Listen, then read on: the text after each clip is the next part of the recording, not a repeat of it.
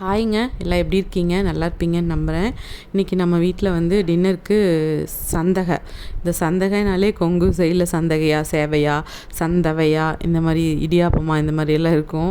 இது நம்ம பற்றி ஏற்கனவே பேசியாச்சு. நம்ம இப்போ வந்து என்ன செஞ்சுருக்கிறேன்னா, நம்ம வீட்டில் தக்காளி சந்தகை தனியாக செய்யணும், லெமன் சந்தகை செய்யணும், தேங்காய் பால் எடுக்கணும், கண்டிப்பாக சட்னி, தேங்காய் சட்னி வேணும். இந்த மாதிரிலாம் இருக்கிறதுனால எல்லாம் கொஞ்சம் கொஞ்சம் பண்ணி வச்சாச்சு.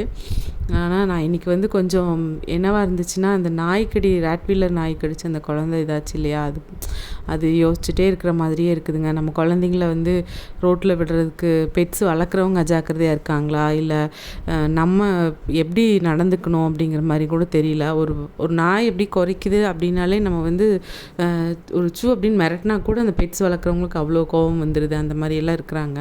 ஆனால் நாய்க்காக போராடுறது கூட பீட்டா அந்த மாதிரிலாம் நிறையா அமைப்புகள் இருக்குது. மனுஷங்களுக்கு தான் யாரும் இல்லையோ அப்படின்னு நினைக்கிற மாதிரியெல்லாம் கொஞ்சம் தோன்ற அளவுக்கு ஆயிடுச்சு.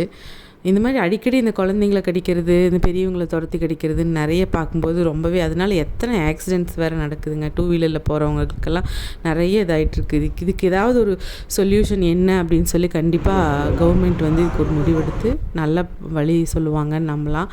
அப்புறம் நம்ம இந்த மாம்பழம் வந்து எல்லாத்துக்கூடையும் நான் சைட் டிஷ்ஷாக வச்சு சாப்பிட்ற மாதிரி ஆளுத்தான் ரொம்ப பிடிக்குங்கிறது வந்து இந்த சந்தைக்கு கூட வச்சாச்சு. ஆக்சுவலாக தயிர் சாதத்து கூட ரொம்பவே நல்லாயிருக்கும். யாருக்கெல்லாம் இந்த மாதிரி சாப்பிட பிடிக்கும்னு கமெண்ட் பண்ணுங்கள். என்னோடய ஒப்பீனியனுக்கும் கமெண்ட் பண்ணுங்கள்.